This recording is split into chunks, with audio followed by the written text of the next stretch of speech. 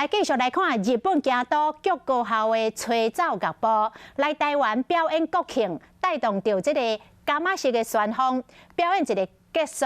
学生随转去日本参加因的期中考，带队的老师回消息来了，讲学生伫咧台湾6天的时间，拢爱着台湾了，因搁家己拍影片，感谢台湾。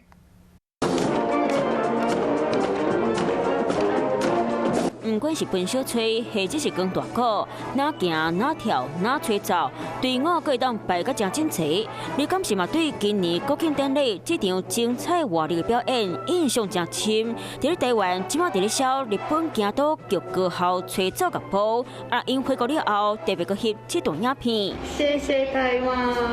中华文化总会秘书长李福庆伫咧面册播出剧高校吹奏部翕的感谢影片。影片内底两个走囡仔手提纪念礼物，老华语感谢台湾，互真侪网友看甲真感动。带队老师嘛传消息来，讲伫咧台湾的6天时间，学生仔拢真爱台湾，可认真讲着会想要来台湾读大学，伫咧台湾考册顶顶。等去日本的时，伫咧飞龙机顶嘛拢无想要走，即摆交流，学生仔伫咧台湾嘛去真侪所在。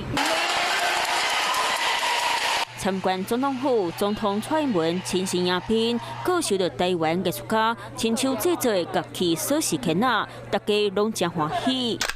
买完台湾伴手礼，说了一定爱啉珍珠龟苓茶，还有小汤包才有够开。尾甚至伫咧国庆大会演出结束，坐飞龙机回国去机场考时，有同学就趣味讲，若写袂出来，就写日台友情。可见这6天来到台湾，有学生心内留下真侪美丽回忆。 Hello， 大家好，我是乃瑜，要教给大家2个任务。第一个，华视新闻的脸书专页，你按赞了吗？